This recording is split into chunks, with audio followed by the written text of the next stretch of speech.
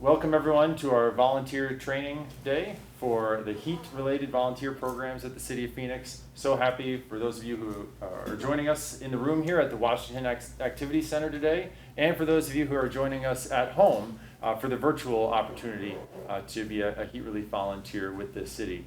We've got a cast of 5 speakers who are going to try to introduce the context for heat as a public health challenge here in Maricopa County, and talk about some of the strategies and services that the city and our partners have in place to try to reduce the public health burden of extreme heat. We are going to talk in some detail at the end of our program today about the 2 specific volunteer opportunities that the city has, our We're Cool program and our Cool Callers program. But the real goal today is just to outline the big picture, and then as we get closer to your engagement with our particular volunteer programs, we can talk about some of the more specifics for onboarding and logistics, supply management, etc. Today we really want to have a conversation with you about heat and health here in Maricopa County. We're so happy to have some collaborating partners with us in the room. Our agenda for today is that we're going to talk about heat and health. We'll hear from the County Health Department with Aaron Gettle. Thank you, Aaron. We'll talk about heat and homelessness. So much of our heat challenges are related to our unsheltered neighbors here in Maricopa County. And Victor from Homeless Services at the city will have a discussion with us there. We'll learn about how the National Weather Service fits into the story here, really the originators of some of our messaging and alerts around heat. We'll learn about the city's volunteer programs with Yvonne Pastor, who runs our volunteer office. And finally, we'll get into some conversation about the 2 specific heat relief programs. Thank you again for tuning in. For those who are watching online, you'll be receiving some additional instructions for how we can have a follow-up conversation with you about the questions that you might have. We'll do our best to answer the questions that are in the room today. We'll re-articulate them for those of you listening at home, but please know that we will be in dialogue with you as well beyond this recording. With that, it's my pleasure to introduce Aaron Gettle from the Maricopa County Department of Public Health, who will set a little bit of motivation for us why we're here participating in these programs.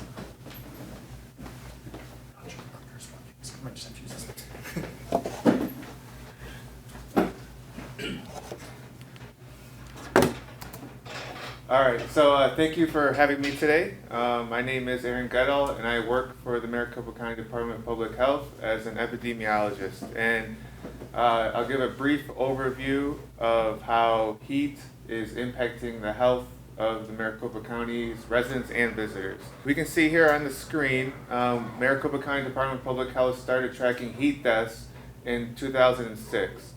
This was as a result of a July 2005 summer where the community as a whole and the medical examiner's office noticed a large amount of individuals passing away on the streets within Maricopa County.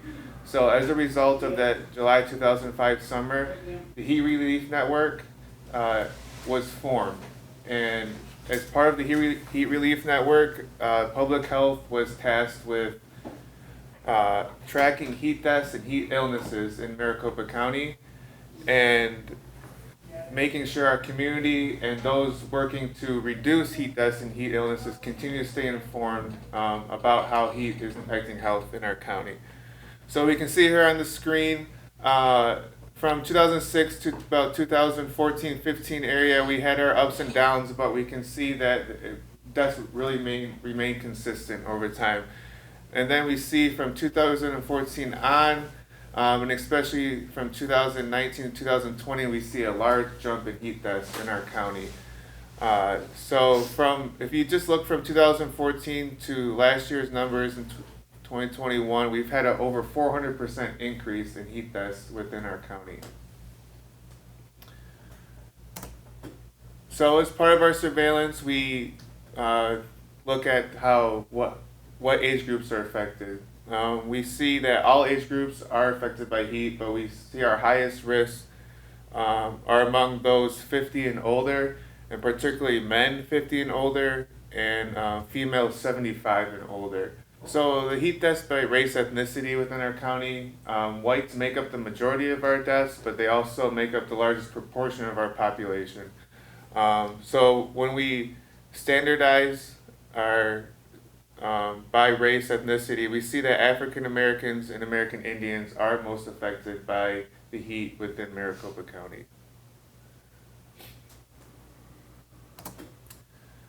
So as part of our surveillance, we also look at whether the heat deaths occurred indoor or outdoor. When people first learn about heat deaths, a lot of them just think they occur outdoors within our county. But we do have a large amount of individuals who pass away indoors. And this is due to lack of AC within their living environment. And we can see the past 3 or 4 years, we've seen a higher proportion of our deaths occurring outdoors in most recent years. So as I mentioned, the indoor heat deaths are as a result of the lack of AC within their environment or where they're staying. We see that 14% of deaths, indoor deaths in 2021 did not have an AC at all. That's the graph on the left in the red. Did not have an AC at all in their place of residence. And then amongst those 86% who did, for a variety of reasons, it just wasn't on, it was non-functioning, possibly no electricity. And from previous surveys and things we've done in the community, people in that category for not in use, there's many individuals who cannot afford to run their air conditioning throughout the whole day within our county. So they have to pick and choose the hours and times a day in which they choose to run their air conditioning. So as part of our surveillance, we also track the living situation in which individuals are in their current state of life. And we see that in 2021, 130 of our 339 deaths were homeless at the time of death, and this trend has, as we'll see in the next slide, has continued to increase over time. So it's kind of hard to read here, but the orange on the graph here indicates our homeless deaths in the county due to heat, and we can really see since from 2015 to 2016, there was a large jump in our homeless heat deaths, and then again in 2020 and 2021, compared to 2019, was another large increase. So in 2020, over half of our heat deaths were homeless, and that number came down in 2021, but it's still a high proportion of our heat deaths are among the homeless. And lastly, another risk factor we see amongst our heat deaths is alcohol and drug use. We can see that over the past 4 or 5 years, heat deaths that also involve drug use has increased as well, whereas the alcohol use has remained fairly consistent among in our heat deaths. And that's all I have. If you want more information on the things that our stats or things we produce at the health department in regards to heat, you can visit heataz.org, and we have lots of educational resources and other information when it comes to heat and health in Maricopa County. Do you have any questions for Aaron? Or comments, reactions? Are there any theories or any, I guess, reasons as to why those numbers have gone up so drastically? And we kind of talked about it. Yeah, so the question was like the theory why the jump in heat deaths within Maricopa County, if we know why there's been such a big increase. There's not really one particular reason there's a huge jump. There's a lot of different elements that go into a heat death. So as part of our surveillance, we get information from the medical examiner, and where we can see different, not each case is the same. So there's lots of different reasons. So to pinpoint why is very difficult. Aaron, a question we've had from some other meetings that might be interesting for the audience at home. What do the numbers look like for heat illness? We talked about the death statistics, but how about heat illness? Are the numbers higher than these? Yeah, so the question, what's happening with heat illnesses in Maricopa County? So it was not shown in this presentation, but we do track emergency department visits as well as hospitalizations due to heat, and they are increasing over the past few years, but not at the rate in which our deaths are increasing. So yeah, so it just heat is having an overall large impact in recent years on our community. Thanks very much, Aaron. We really appreciate it. The programs that we've stood up to help with heat relief are intended to really focus on the portions of the challenge that Aaron described, particularly with what's happening with our unsheltered neighbors and what's happening with folks who might be living alone at home. That's why we have a program specifically focused on street outreach and a program specifically focused on reaching out to folks who might be at risk of overheating in their home. The next topic we'd like to have a conversation with you about is heat and homelessness, and we're so pleased to have Victor Rojas with us, who works with the city and the Phoenix Cares program. Victor is going to share a little bit of his experience and observations for some of the drivers of homelessness, and then talk about how we try to engage with that population through our We're Cool program. Thanks for being here, Victor. Hi guys, my name is Victor Rojas. As you said, I'm a caseworker with the city. Before I get started, I always want to say, that the reasons for homelessness are multitudinous. Everything from folks that have lost employment, people that have lost hours at work, people that have experienced domestic violence, struggled with substance abuse or mental health illnesses, or people that even aged out of the foster care system are reasons that we've seen that cause homelessness. When we do our work, we try not to assume that we know these people's stories. We go in with a lens of realizing that we don't know much of anything. So when we meet them on the streets, we take that approach, and that seemed to be the best way to help them feel comfortable engaging with us, so that they truly feel comfortable sharing everything that's afflicting them, so that we can give them as many avenues to success as possible. So I've been going on outreach with the heat relief team. It'll be me and other caseworkers that attend these events, and we try to engage the folks where they are on the streets. We've seen so many different stories that the caseworkers in turn try to equip ourselves with as many resources as possible. So when we meet someone on the streets, we like to introduce ourselves first. We make an offering. We give them the essentials like water, cooling towels, hats, anything that's going to keep them cool. And then we subtly ask them, hey, is there any other resource that you can use, like housing, like attachments to food stamps, health insurance, mental health clinics, or general housing opportunities. So we keep the conversation as broad as possible, so that, again, they don't feel so much like that they're being targeted, but just receiving offerings of many different kinds. And my initial goals is to get people connected to foundational things like food, access to showers, and shelters. So I often find myself asking folks if they want assistance getting signed up for SNAP, the food benefits, access, health insurance, and then I go into a list of various shelters that are in the local area.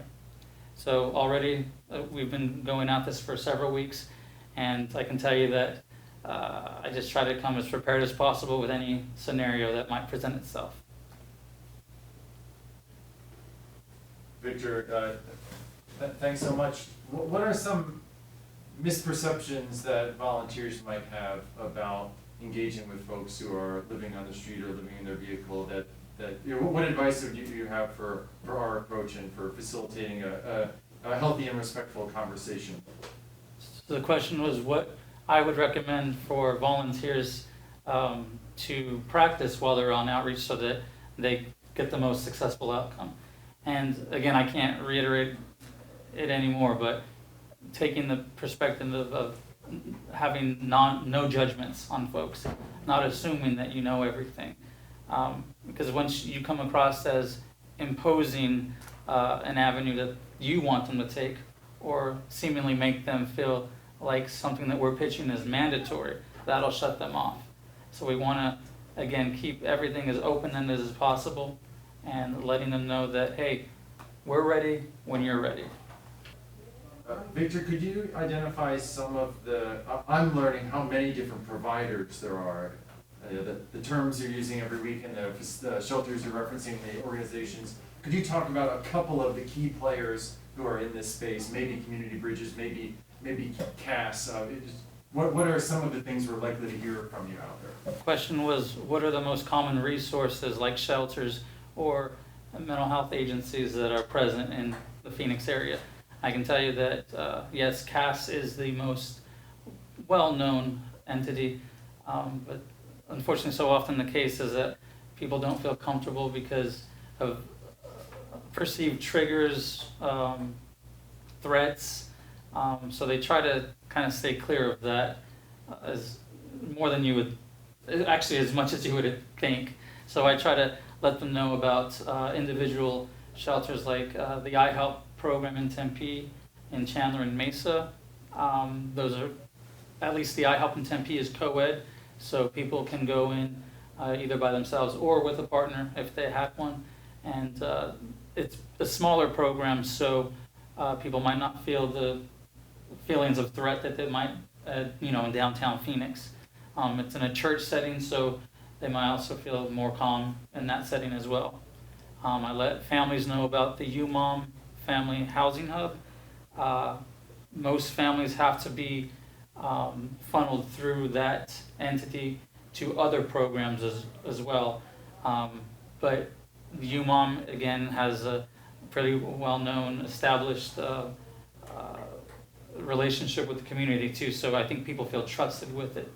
And then also connected with UMOM Family Housing Shelter is the women's shelter, literally right across the street. And from my experience with them, it's probably the most, I think, welcoming shelter I've felt, either male or female, in the Valley. And then as far as mental health agencies go, Community Bridges, Terros are probably the two largest players. But as a caseworker too, I try to help individuals that I encounter kind of research a clinic that they feel that they would get the most from and feel the most comfortable with. One more, but I don't want to get ahead of other questions that might be in the room. We saw, Victor, that the number of heat deaths among those experiencing homelessness is on the rise. What is the general situation with homelessness in our community? What are we seeing in terms of the numbers over the past few years? Increasing, decreasing? How many folks are unsheltered right now? Can you give us the lay of the land for where we are right now as a community and region? The question is, what's the general status as far as figures are concerned with homelessness in Phoenix? Every year the point in time count occurs, not only locally but nationally. And over the past several years, unfortunately, we've only seen that number rising. And as I mentioned in the beginning, the reasons for it are so many that it's hard to pinpoint the most common one. But it only looks like the challenge is going to be more difficult over the next coming years. And so it's going to be important for as many community thoughts, players to come to the table to help solve the issue, or at least mitigate it. Great. Thank you, Victor. Wonderful. So one of the players that is coming to the table to help mitigate or solve the issue is the National Weather Service. And the National Weather Service, I think you probably have a perception that you have a really easy job here because our weather is so consistent for at least part of the summer. But in fact, getting effective messaging out about heat, I think, is a really difficult challenge that your agency has. So we're really proud to have Paul Inigas from the National Weather Service who's going to tell us a little bit about the portfolio of products that the National Weather Service uses and how they come what the science is behind some of the products to inform that messaging. Thanks for being here, Paul. Sure, thank you for the invitation. So, as mentioned, my name is Paul Ingath. I'm with the NOAA National Weather Service office here in Phoenix, Arizona, and want to talk to you about heat. I mean, obviously, that's the problem that we're all discussing. So, this chart here is showing really kind of puts into context the problem with the heat. So, a nice psychological thing that people seem to latch onto is the number of 100-degree days that happen every year. You know, we like round numbers. 100 seems like a one to track, and you can see the little red dots here are the number of 100-degree days that have happened every year since 1950, and you should be able to see that they've been going up. And if we look at all of our climate change models and where we are anticipated to go in the decades ahead, those are the black and gray bars you see going off into the future. That trend is fully expected to continue. So, you know, if you just think if you've been someone that's lived in the Phoenix area for a couple of decades, you know, the amount of change that we've seen even over the last 30, 40 years is what's anticipated to happen again over the next 30 to 40 years. So it's not like this hasn't happened. It's already happened. It's just going to continue to happen. You know, there's a lot of variability from one year to the next. As you can see with the dots, 2020 was a record we had in most 100-degree days. You know, if we compare that to where we might be in the future, it might be a very typical summer within just 20 years.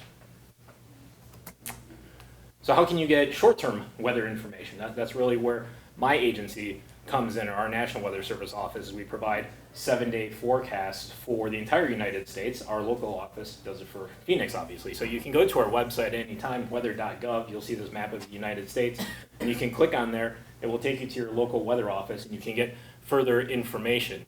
There's maps on there also that show any active weather alerts that are in place, and their forecasts are updated multiple times a day, at least twice a day that you'll see those updates. To ultimately determine, you know, how hot is it going to be, we can use temperature obviously, but we want to contextualize that temperature, right? Because a high temperature of 95 degrees in July actually doesn't sound too bad. A high of 95 degrees in March sounds horrible. So we have developed a climatologically based tool called Heat Risk, which you see here, and the website is there that you can check out. This is something that we did in partnership with CDC actually. We approached them with our weather information. They came to the table with their heat health impact data, and we were able to determine these different thresholds where we start to see increasing impacts. So we have these low, moderate, high, and very high categories, and this helps us tell kind of the story of the heat and how bad it's going to be. And I'll come back to that in a moment. Other ways you can get our information is social media. We have very active Facebook and Twitter accounts, so it's a great way to see what's going on, and you can interact with us there as well. I mean, you can tweet at us, and our meteorologists in the operations, we are 24/7 operations, they will see that and they'll actually respond to people. So we are a very easily accessible federal government agency. Ultimately, the big bell that we can ring for when it's going to get too hot are excessive heat warnings, and those are preceded typically by heat watches. So the watch is a get ready, the warning is it's happening or it's about to happen.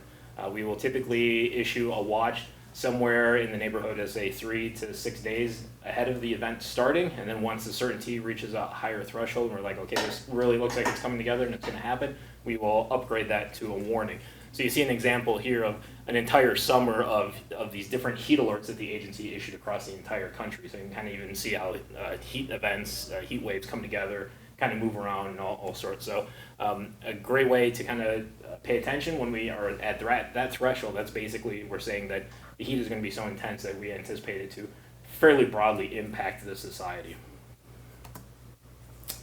But coming back a little bit to that heat risk, we do have a local heat page we've developed, which you can find here, weather.gov/Phoenix/heat, which will give you that heat risk information just for Phoenix itself. So there is a lot of different levels of susceptibility to the heat, as we've been hearing so far this evening.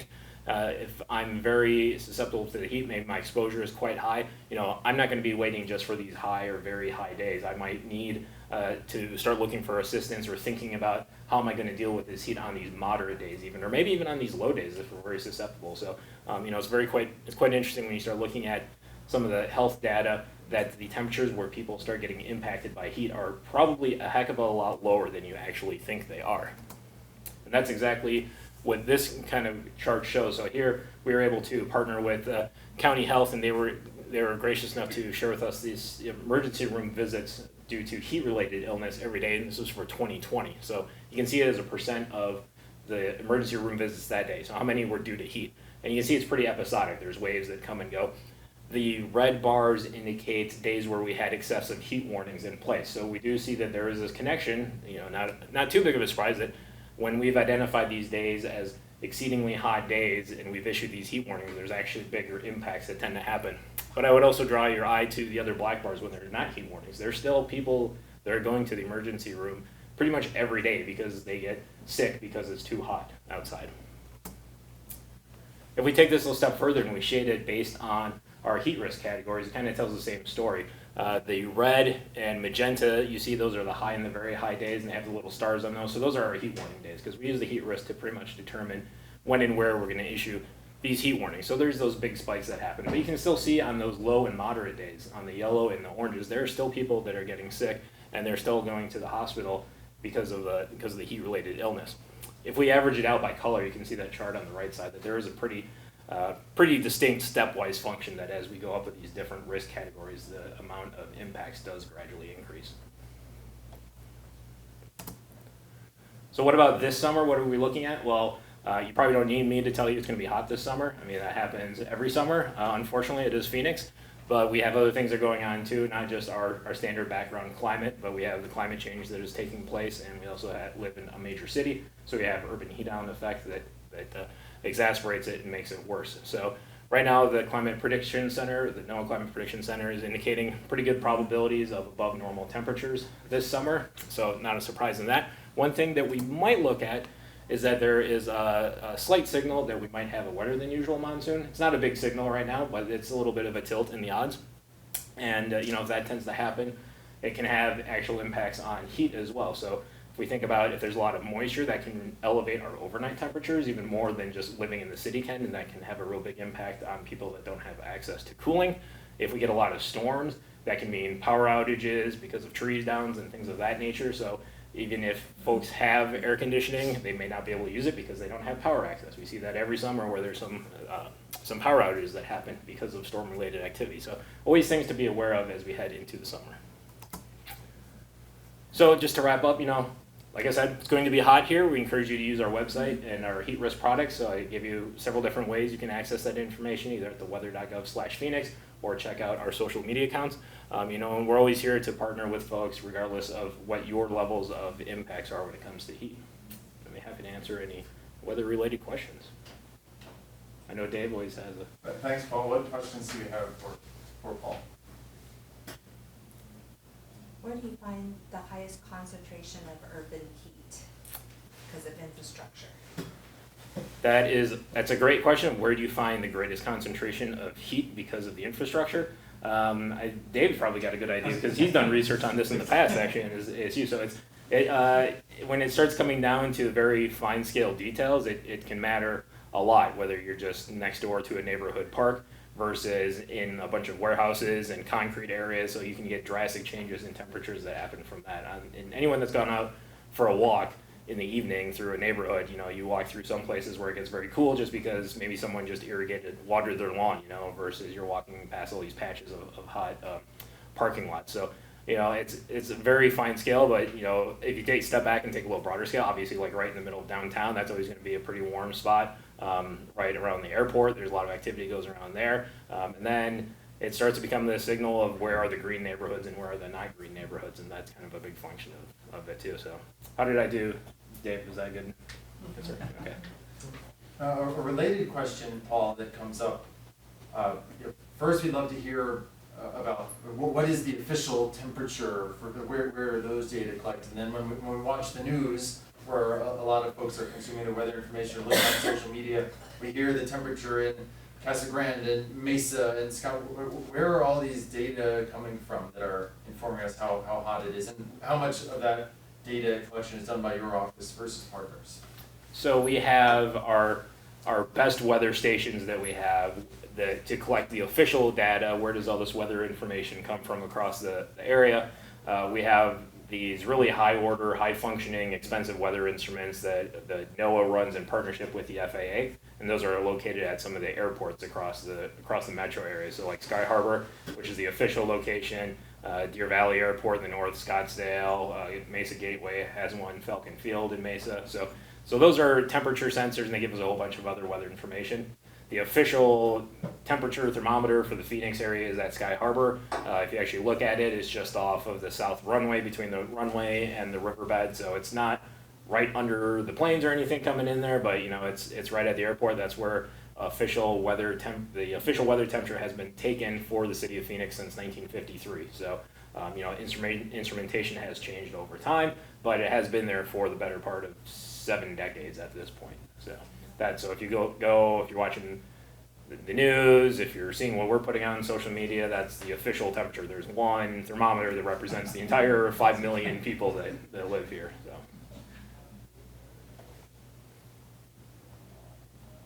Paul, the decision to issue an excessive heat warning is a consequential one, both for city operations and the community at large. As one example, in the city, we close certain city trails on days that your office issues an excessive heat warning. But perhaps of great interest to many folks watching, when you issue an excessive heat warning, SRP will not disconnect anybody's power. So this is a big decision that you all are making that's impacting people's lives. Can you talk about the philosophy behind when and how to issue a warning? How do you handle borderline cases? What is the thinking inside the office beyond what the statistics are telling you from the heat risk tool? Sure. So the question of how do we basically decide to issue these heat warnings, and understanding that when we issue any of these weather alerts, that there could be a whole host of things that jump into action, because we're a federal agency. We provide this weather information that people, it's structured, people can write their organizational plans around. So we are aware to some extent, what some of the things are that happen when we push the button and these products go out. But I would also say it's also beneficial at times to be somewhat ignorant of that, if you will, because then you don't get swayed on some of those decisions. You try to make them in the overall best interest of the community. So, and there's no way we could all know what happens when we issue these alerts.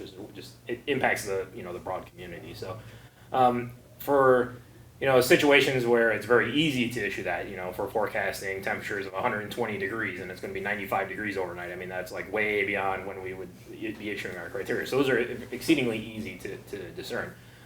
We do get in a lot of these other situations where it is much more borderline. So those temperatures are maybe right around the thresholds where we would be issuing them. And so we tend to be, I would say, a bit more aggressive in that aspect, because just as we've seen from the data that I was showing you, data that was presented by County Health, I mean, the heat has a tremendous impact on our community. We know that. We live here. So we don't try to shy away from that. We want to make sure that people have that information. And if we see that there's heat that's building that's going to be impactful, we want to let people know that that's going to take place. So the decision can be challenging of when to start that heat warning, when to issue it, and then also just as challenging can be when do we end the heat warning, because sometimes that heat can drag on and drag on and drag on, and so we got to try to figure out at what point do we cut that off too. So that always challenging decisions that we make, collaboratively within our office.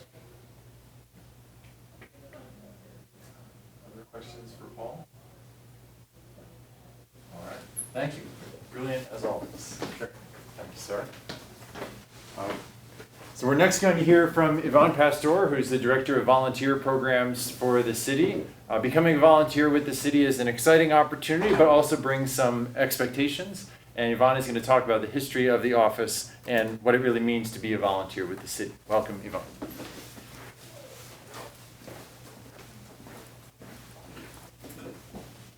Well, thank you everybody for allowing me to present to you this evening.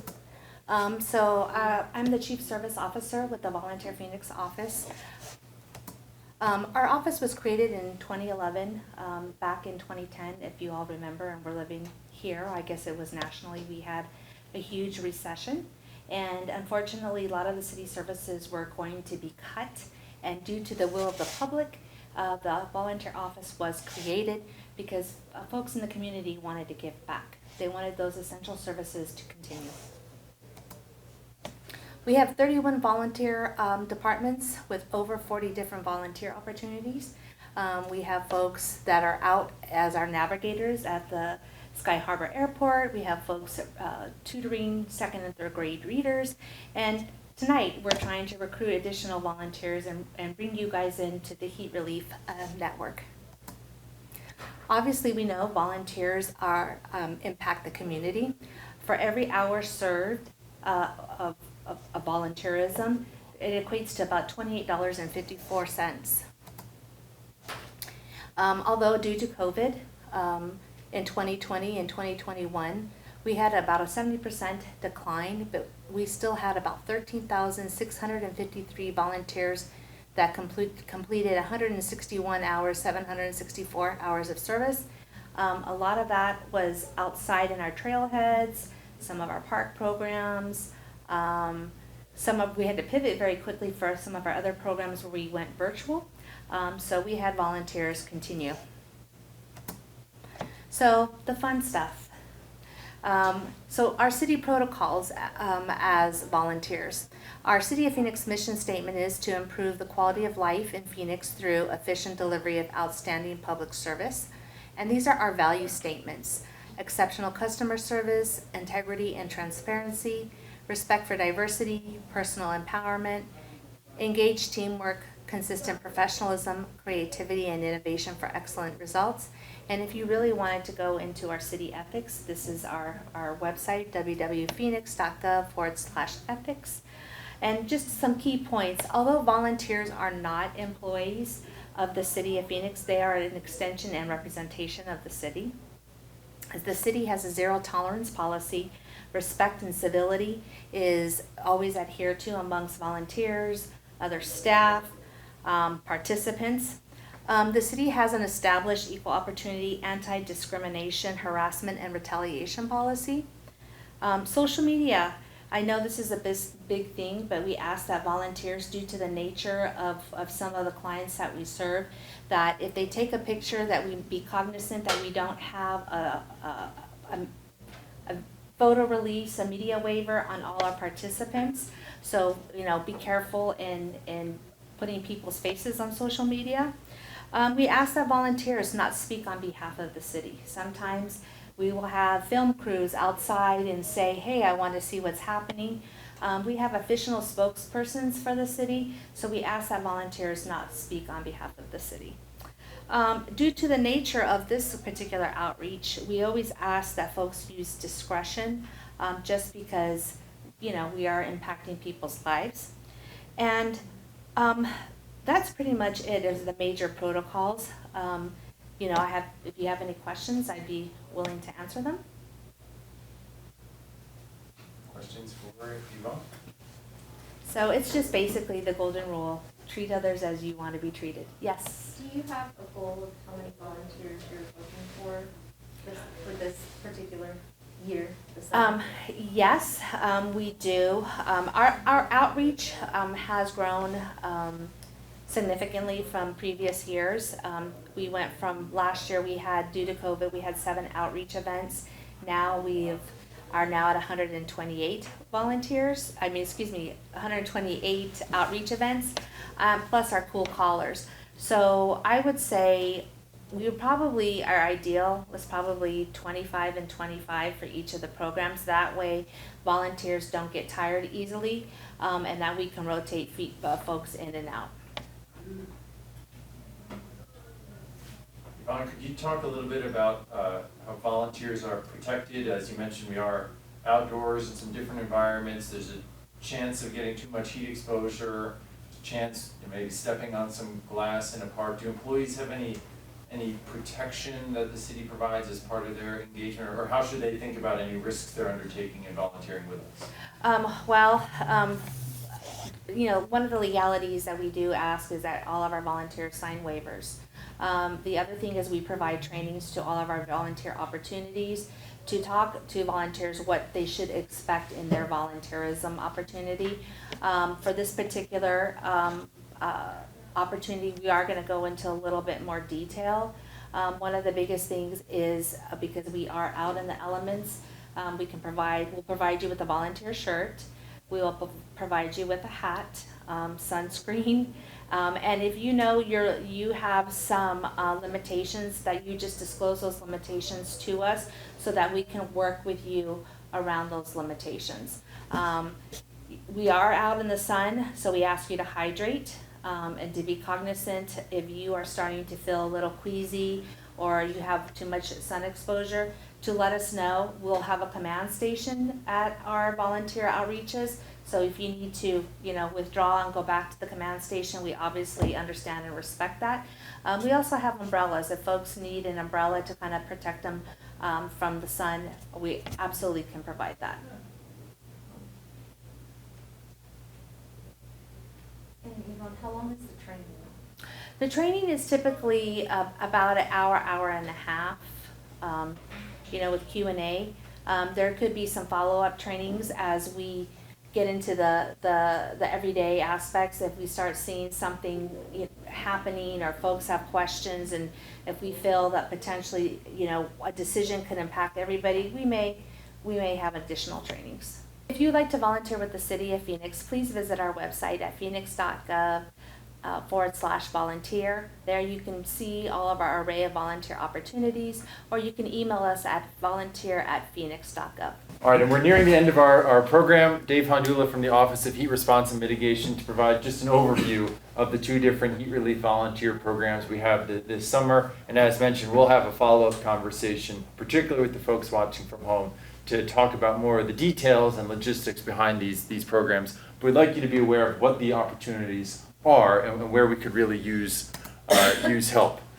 There are 2 volunteer programs that are really intended to address the biggest pieces of the pie that Aaron spoke about earlier, and where the public health impacts of heat are concentrated in our community.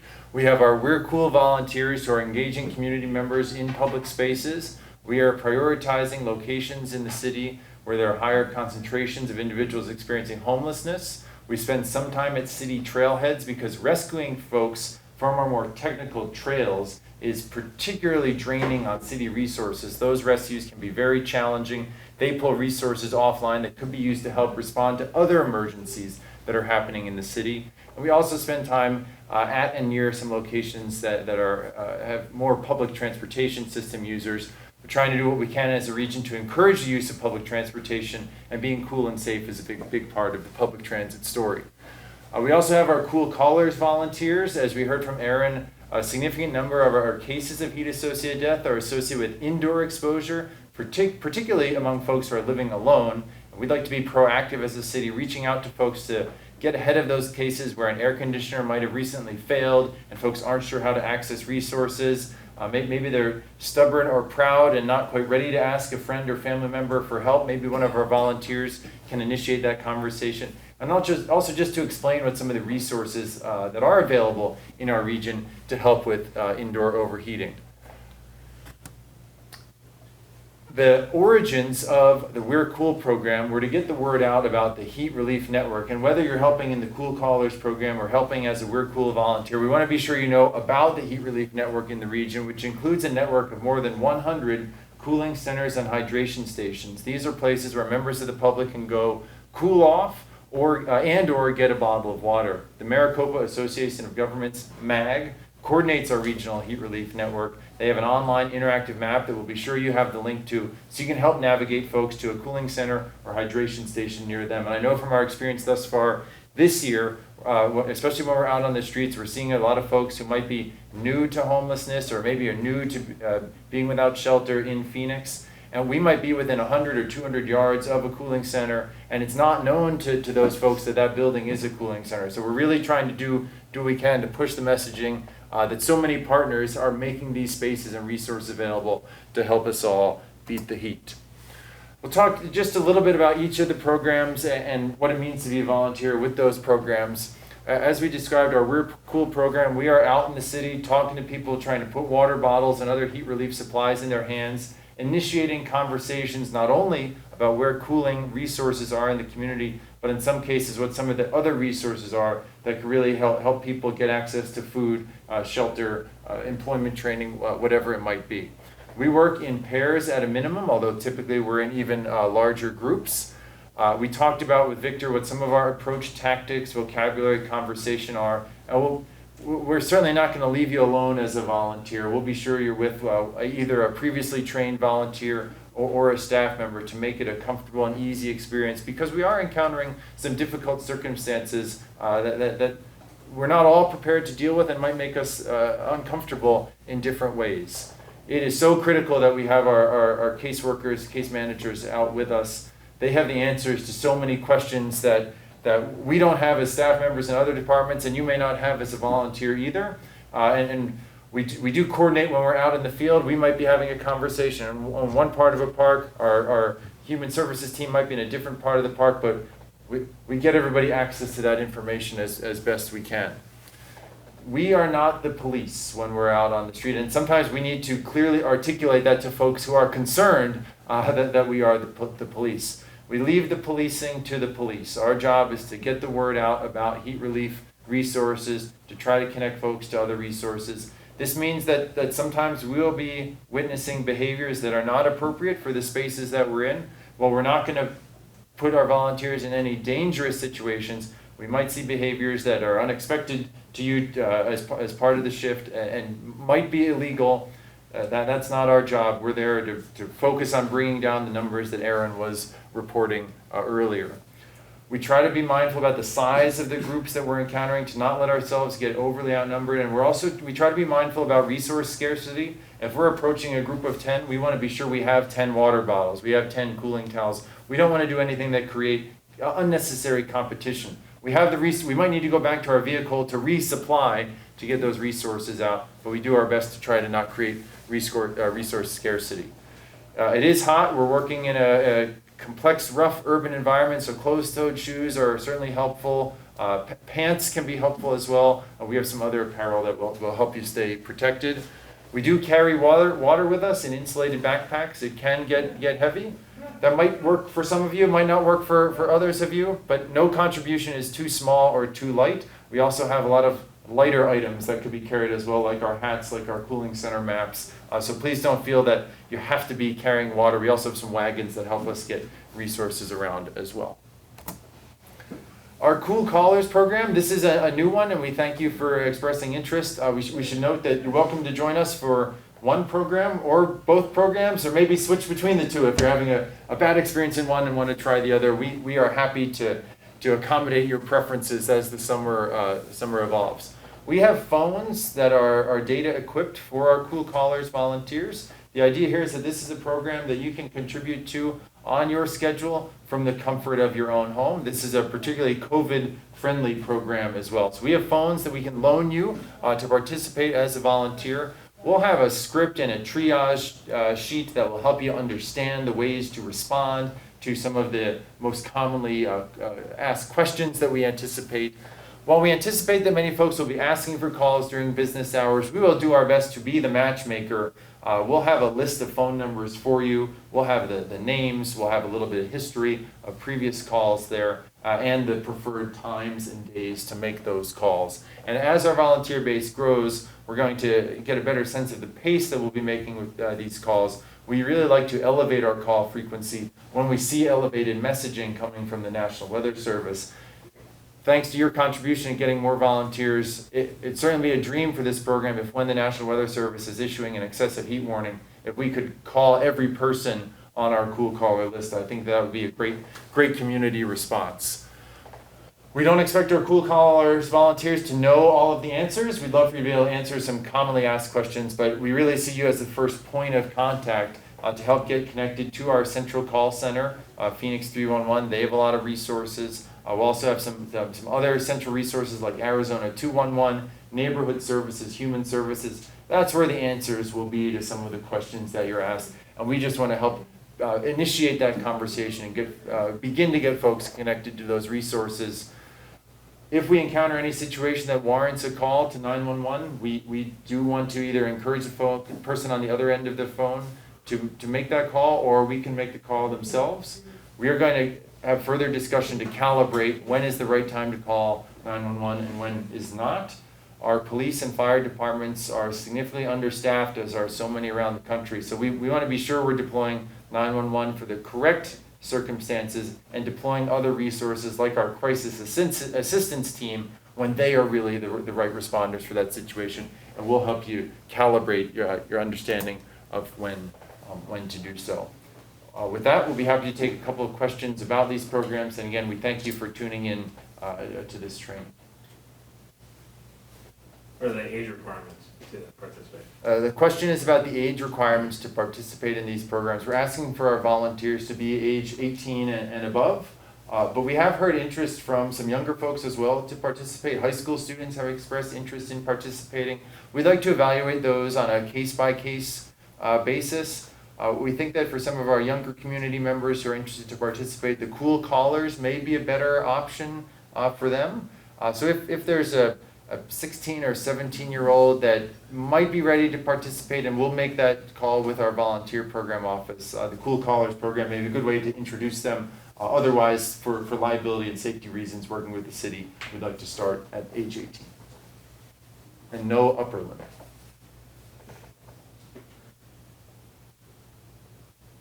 Well, we're going to have a little bit more, one more question. Sure. Is there a minimum amount of volunteerism that you The question is, what is the minimum commitment? And for these programs, no commitment is too small. If you can join us for one outreach shift, we'd love to have you. If you can make one call a week, we'd love to have you. We do have a structured schedule for We're Cool, and we will be building a structure for Cool Callers, but we also are so appreciative of your interest in helping us that we'd love to meet you in terms of what your contribution can be in terms of a schedule, in terms of amount. So please don't be shy, whether you want to be very ambitious and join us frequently, or maybe can make just a small contribution. As we heard from Aaron and our other partners, there's so much impact in our community. We need as much help as we can to try to bring those numbers down. We're going to have a little bit more conversation in this room here about some additional questions that folks might have. But for those of you who have tuned in to our virtual training, thanks so much. You'll be hearing from us over email with some next steps, and we really appreciate your interest in being a heat relief volunteer with the City of Phoenix. Thanks again.